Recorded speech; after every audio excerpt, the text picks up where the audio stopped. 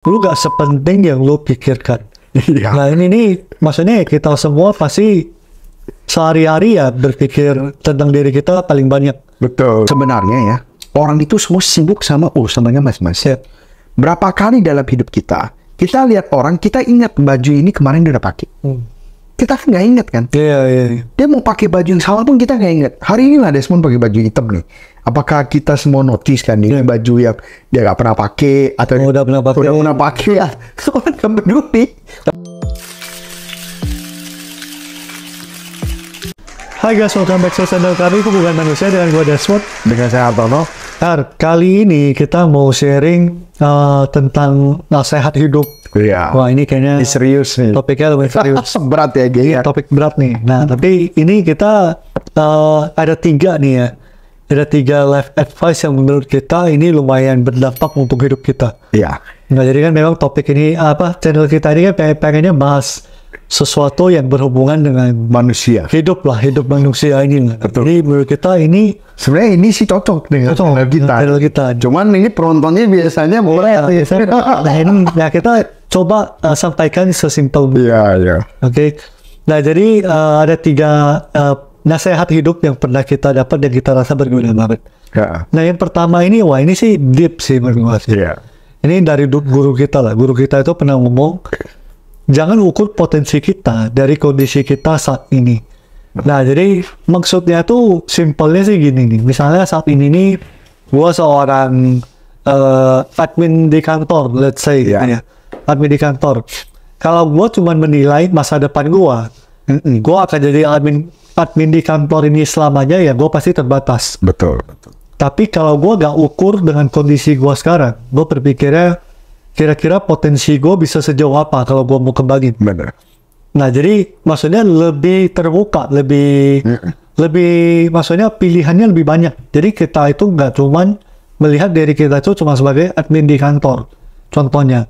Atau misalnya profesi lain juga kurang lebih sebenarnya cara pikirnya ini seperti ini. Tapi mungkin cara untuk kita mengaplikasikannya menurut lu gimana ya? Sebenarnya gini ya, maksudnya itu kita terlalu sering ya mengukur diri kita dengan potensi diri kita yang sekarang justru. Kebalikannya. Jadi kita ambil contoh. Kalau kita lagi susah, kita selalu berpikir selama ini kita akan susah. Iya betul. Contoh nih, kita lihat, wah kita sekarang lagi nganggur, gak ada kerjaan, apa. Kita pasti mikir apa? Ya sehebat-hebatnya gue mungkin bisa kerja jadi kuli lah. Ya gue gak berguna, gue apa mungkin suara-suara seperti itu yang keluar gitu. Betul. Itu yang bikin lu jadi patah semangat, lu juga jadi kayak gak terlalu mau ngapa-ngapain gitu loh. Tetapi kalau sebenarnya lu membayangkan, kalau kita ngomong potensi ini tanpa batas gitu ya, kita sebagai seorang Hartono gitu ya, kita semua bisa jadi apa aja yang kita inginkan. Ya. Kita cuma cukup melakukan apa yang diperlukan sebetulnya. Ambil contoh, kita pikir walaupun sekarang saya kuli, 5 tahun lagi saya pengen jadi pengusaha. Dan sebenarnya bisa kita usahakan. Ambil contoh, kita itu sambil nguli, kita sambil belajar. Oh ini cara bangun itu gini. Mungkin 5 tahun lagi gue pengen jadi pemimpin untuk bangun satu proyek misalnya. Betul, bisa jadi mandor. Jadi mandor atau apa. Atau jadi kontraktor gitu. Tapi belajarnya dari kuli, bagus dong. Kita ngerti, oh cara pasang bata gini. Ya. Cara pakai alat ini gini, cara cari karyawannya bagaimana gitu. Dengan lu punya mindset seperti itu, lu akan bergerak menuju ke arah itu. Kalau lu cuma berpikir 5 tahun lagi lu cuma akan jadi kuli, lu gak akan mikirin yang lain. Lu cuma jalanin aja kuli mungkin nggak cocok dari mandor ini ganti ke mandor lain, kayak gitu-gitu aja. Tapi kalau lu punya mindset lu suatu hari lu mau jadi kontraktor, mungkin dari mandor A walaupun lu cocok pun, lu bisa pikir mau belajar dari mandor B, mau belajar dari mandor C, gitu. Sebenarnya potensi kita itu masih luar biasa banget. Cuman kadang kita itu di masyarakat kita itu secara tidak langsung itu memberikan sebuah mindset bahwa kita itu gak boleh bermimpi terlalu gede. Iya.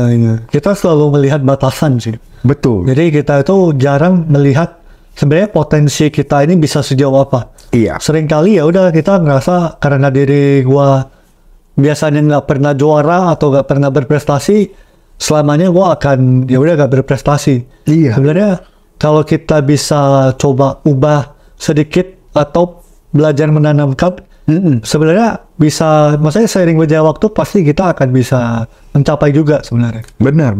Bahkan kalau kita bisa lihat ya, hidup kita 5 tahun lalu dan sekarang sama sekali berbeda. Iya, apalagi dengan apa yang kita bayangkan. Iya, kemarin gue ketemu sama saudara gue, maksudnya kita ketemenan udah lama lah. Kita maksudnya jadi saudara deket udah lama gitu ya. Terus setelah sekian lama kita ketemu, dia ngomong, gila gue gak nyangka lu sekarang jadi seperti ini. Padahal 5 tahun lalu lu masih ngapain? Iya. Bener-bener gak nyangka. Gue pikir iya juga, setelah kita lihat 5 tahun lalu dan sekarang 180 derajat banget gitu loh. Ya menurut dia sih hidup gue sih financial freedom ya menurut dia. Padahal gue sih tetap nguli aja setiap hari. Cuma memang maksudnya kali hari ini gak kepikir sebenarnya dulu. Tetapi satu hal yang gue pelajari ya, batasan itu sebenarnya gak ada. Batasan itu kita bikin sendiri. Kita bikin batasan itu karena kita takut tersakiti. Iya sih. Kita takut gagal. Jadi kita gak mau mencoba hal yang di luar dari potensi kemampuan kita gitu. Oke, itu yang pertama nih. Jadi belajar jangan ukur potensi kita dari kondisi kita saat ini. Karena kedepannya selalu ada sesuatu yang masih bisa kita capai. Oke, yang kedua nih. Ini juga advice yang bagus dan bisa merubah cara pandang kita di hidup lah, ataupun cara kita menjalani hidup. Yaitu kalau bisa, lu bantu orang lain. Kalau nggak bisa bantu, paling nggak jangan merugikan. Iya. Nah ini juga guru kita sering banget bilang sih. Sebenarnya ini tuh sesimpel apapun yang kita lakukan, selalu ada dampak untuk hidup kita. Misalnya, gue suka bohong. Sedikit banyak pasti gue akan, ntar orang ngomong ke gue akan ngerasa orang ini bohong. Betul. Karena gue sering bohong aja gitu loh. Atau misal cara gue berbisnis, gue selalu curang gitu loh. Ntar orang mau ngajak gue bisnis, gue udah wanti-wanti nih ya, gue udah ngerasa mungkin wah kayaknya dia mau curang nih kayaknya nih. Padahal karena gue sering melakukan kecurangan. Nah itu yang sebenarnya tujuannya kenapa advice saya itu ngomong jangan, kalau bisa jangan rugikan. Betul. Nah jadi dengan kita gak pernah merugikan orang lain, sebenarnya nanti otomatis juga kita membentuk kondisi di diri kita, di situasi hidup kita juga pasti ketemunya mungkin orang-orang yang lebih bagus dibanding kita itu selalu hatinya itu selalu takut aja gitu nanti ada yang mau manfaatin kita. Betul. Nah ini mungkin ada bahasa lebih simpel lagi ya buat jelasin. Sebenarnya memang benar banget. Kalau kita bisa bantu, kita bantu. Kalau nggak bisa, minimal jangan ngerepotin banyak orang. Jangan sampai merugikan orang lain. Jadi gue itu kan bisnis jam tangan. Jadi banyak banget di luar sana orang itu percaya jam tangan itu ada yang palsu. Kalau gue nggak terlalu percaya pedagang jam tangan jual jam palsu. Oke. Gue nggak percaya. Gue percayanya itu dia jual jam palsu, dia pasti ngomong ini jam palsu. Gak mungkin dia jual jam asli, dia ngomong dia ngambil dari palsu. Gue percaya gitu. Entah kenapa, tapi gue percaya aja. Jadi gue juga percaya semua saingan gue gak mungkin melakukan hal setidak etis itu. Oke. Palingan nih kita kalau sebenarnya mau saingannya agak sadis gitu ya, agak keras, kita banting harga. Itu doang. Gak mungkin kayaknya jam asli kita ganti yang palsu jual ke orang gitu. Nah, inilah maksud gue yang membentuk diri kita juga. Sehingga kita kalau gue beli barang, gue gak pernah takut dia itu jual palsu apa asli. Tetapi berarti gampang ditipu dong. Enggak juga. Kita juga bisa lihat langsung, oh ini orang beda nih, gaya jualannya beda nih, pasti gue gak mau ambil barang deh. Gitu. Jadi kalau gue selalu beli barang walaupun mahal, tapi gue beli langsung dari sumber yang terpercaya. Karena gue gak mau capek-capek cek ini palsu asli. Terus juga kita kan gak bisa ngecek selamanya.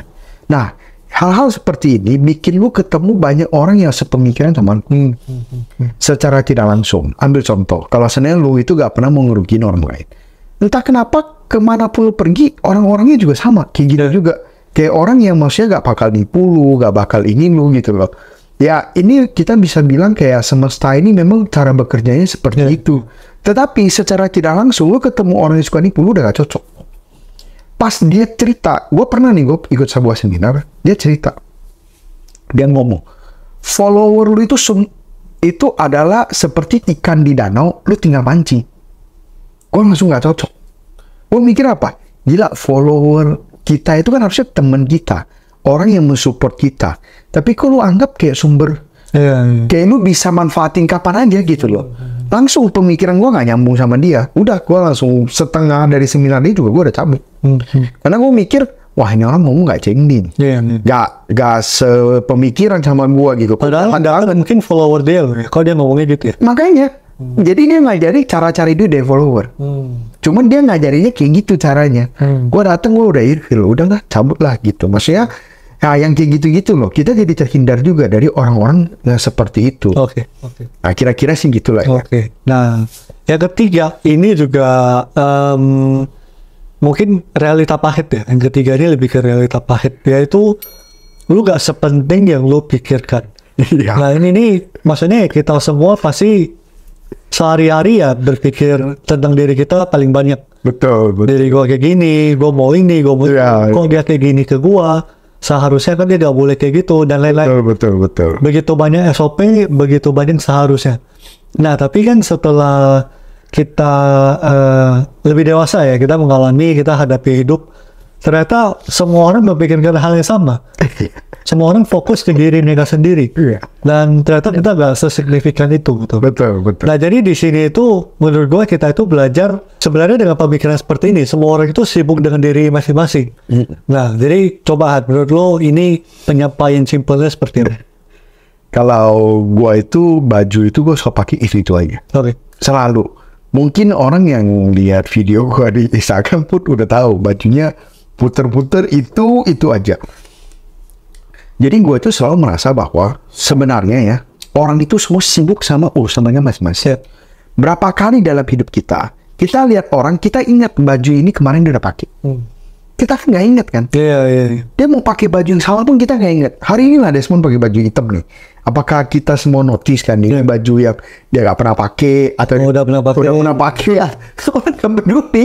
Tapi pas kita milih, kita wah hari ini. Iya nih. Wah ini gue udah sering pakai nih. Celananya ini pas nih. Iya. Gua baju itu sebenarnya gue hampir gak pernah milih. Selalu istri gue yang pilih. Yang penting gue bilang, gue hari ini mau pakai baju rapi, dia keluarin. Jadi sering banget baju yang paling atas lah yang dikeluarin. Jadi kenanya selalu itu aja. Karena ini habis cuci kan taruh paling atas. Berarti paling atas ini lagi. Dan gue gak peduli sebenarnya. Kecuali gue lihat, wah ini udah mulai butek nih. Gua ambil yang bawah, gue pindahin ke atas. Seperti itu. Tetapi percaya sama gue. Sama seperti kita itu banyak masalah hidup kita yang kita pikirin sendiri. Begitupun orang lain. Orang lain gak sepeduli itu. Sehingga konyol banget untuk orang-orang yang takut melakukan sesuatu. Karena takut apa orang berpikir dia seperti apa. Betul.